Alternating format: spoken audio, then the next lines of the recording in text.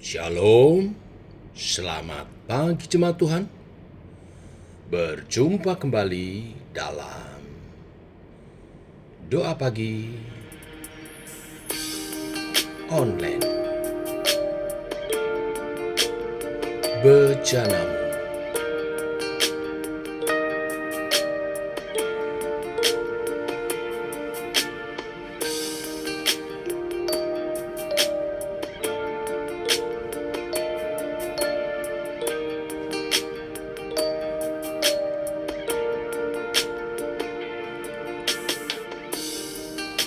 Kekuatan di jiwaku, ketenangan batinku, ada dalam hadirat-Mu, ku menyembah-Mu.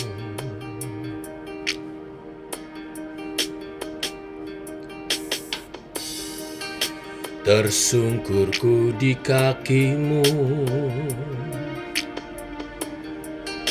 rasakan hadirat-Mu.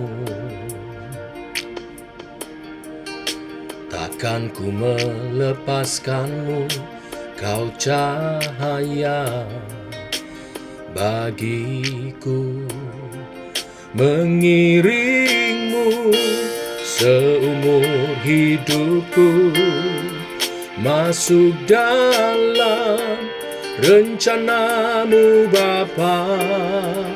Pikiranku, kehendakku, ku serahkan padamu. Harapanku hanya di dalam-Mu, ku kan teguh bersama-Mu Tuhan. Jadikanku bejana-Mu untuk memuliakan-Mu.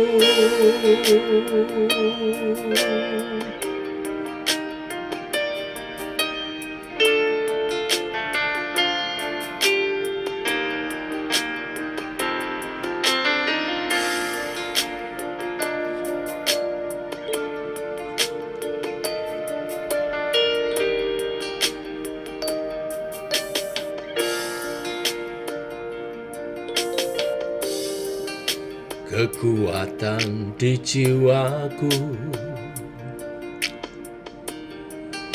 ketenangan batinku,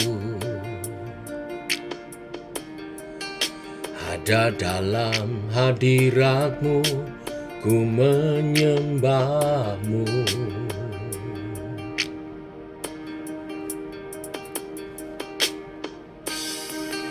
Tersungkurku di kaki-Mu, rasakan hadirat-Mu. Takkan ku melepaskan-Mu, Kau cahaya bagiku. Mengiring-Mu seumur hidupku, masuk dalam rencana-Mu Bapa. Pikiranku, kehendakku, ku serahkan padamu.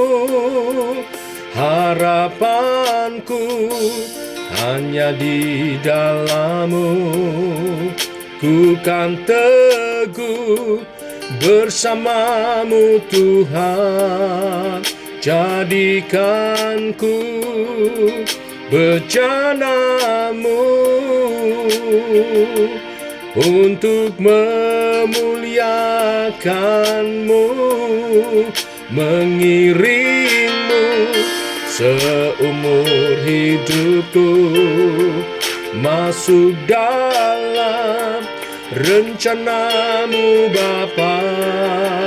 Pikiranku, kehendakku. Ku serahkan padamu, harapanku hanya di dalam-Mu. Ku kan teguh bersama-Mu Tuhan, jadikan ku bejana-Mu untuk memuliakan-Mu.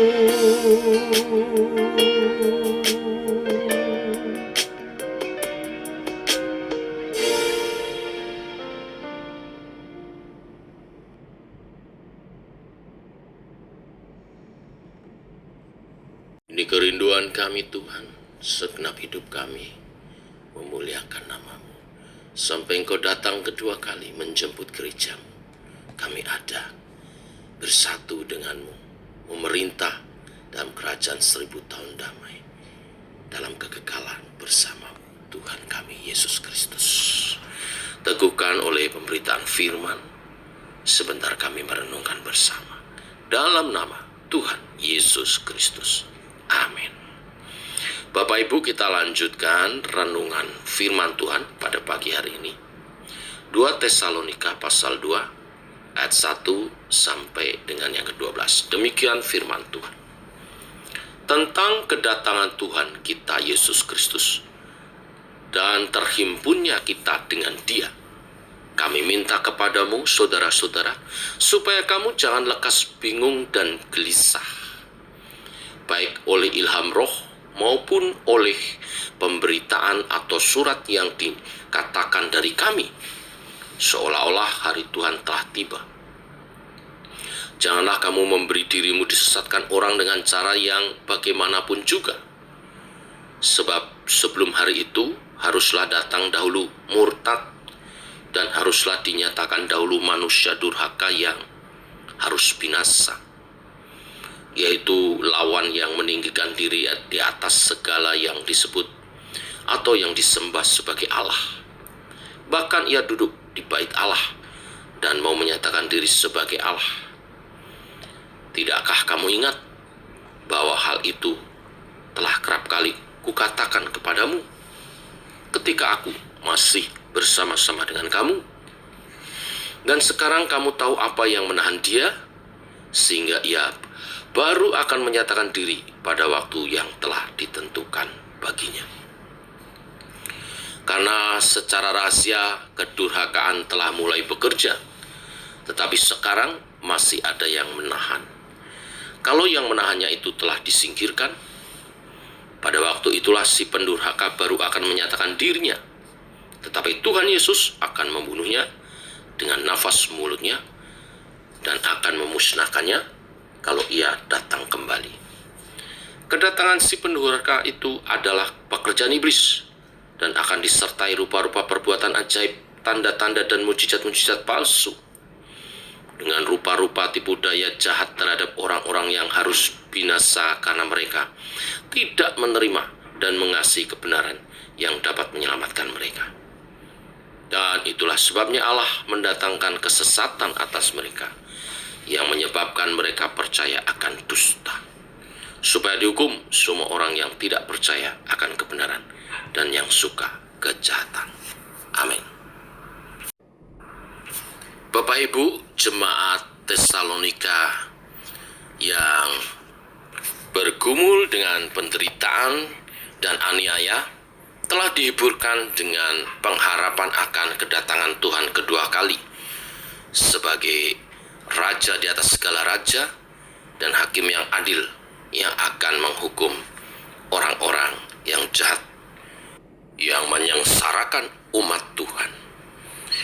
Nah, sekarang dalam pengharapan itu mereka mengalami kebingungan oleh beberapa pengajar yang mengajarkan tentang hari kedatangan Tuhan itu seakan-akan segera akan tiba.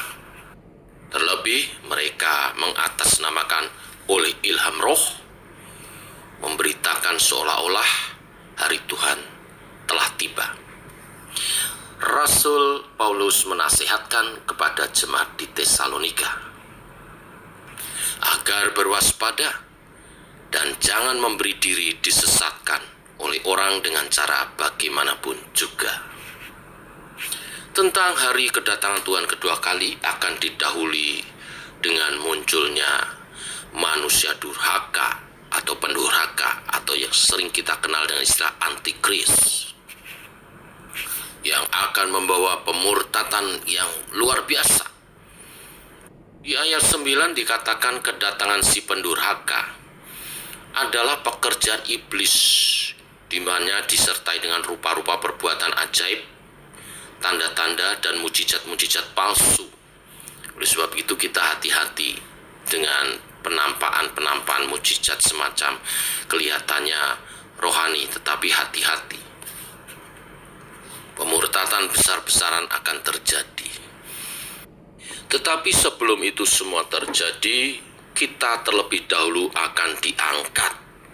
Kita akan mengalami rapture, diubah dalam sekejap dalam tubuh kemuliaan, berjumpa dengan Yesus di udara. Ya, ayat 6 mengatakan, dan sekarang kamu tahu apa yang menahan dia ini pendurhaka antikris, sehingga ia baru akan menyatakan diri pada waktu yang telah ditentukan baginya. Karena ayat 7, secara rahasia kedurhakaan telah mulai bekerja, tetapi sekarang masih ada yang menahan. Siapa yang menahan? Roh Kudus melalui gereja Tuhan, orang-orang kudusnya. Kalau yang menahannya itu telah disingkirkan, artinya gereja Tuhan telah diangkat. Pada waktu itulah si pendurhaka baru akan menyatakan dirinya. Jadi Bapak Ibu Saudara sekalian, sebagaimana nasihat Rasul Paulus kepada jemaat di Tesalonika, yang terpenting di sini adalah kita mempersiapkan diri untuk menjadi umat yang kudus, yang siap diangkat.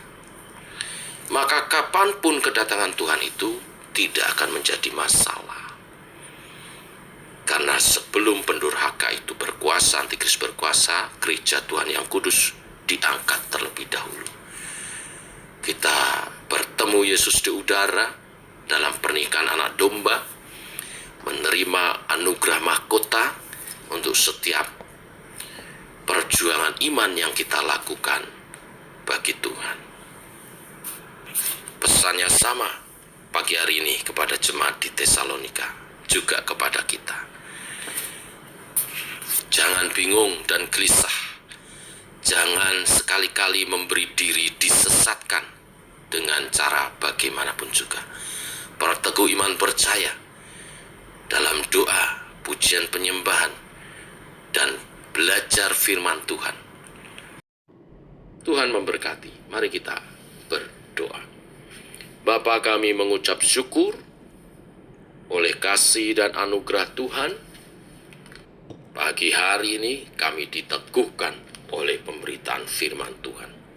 Kami tidak perlu bingung dan gelisah tentang hari kedatangan Tuhan. Karena hari kedatangan Tuhan adalah hari kemuliaan bagi orang percaya.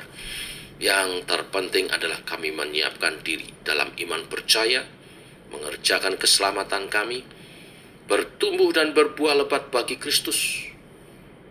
Kami melatih diri kami hidup di dalam hadirat Tuhan, dalam pujian penyembahan, dan makin mengenal-Mu melalui kebenaran-kebenaran firman-Mu. Berkati kegiatan-kegiatan, program-program gereja yang disiapkan untuk melatih umat Tuhan bertumbuh dalam iman percaya dan bertumbuh berbuah lebat bagi kemuliaan nama Tuhan, dan dipersiapkan sebagai umat yang kudus yang siap menanti kedatangan Tuhan. Dan hari Minggu, ibadah raya kami, ibadah 1 dan ibadah kedua, yud Tuhan juga melawat menjadi pesta rohani untuk Tuhan berfirman, untuk kami rayakan kemenangan-kemenangan yang telah Kau nyatakan di hari-hari umat-Mu. Terpuji namamu Tuhan, dalam nama Yesus kami berdoa, kami bersyukur. Amin. Demikian saudara, doa pagi kita. Selamat pagi, selamat berjalan bersama dengan Tuhan. Salam sehat, tetap semangat, shalom.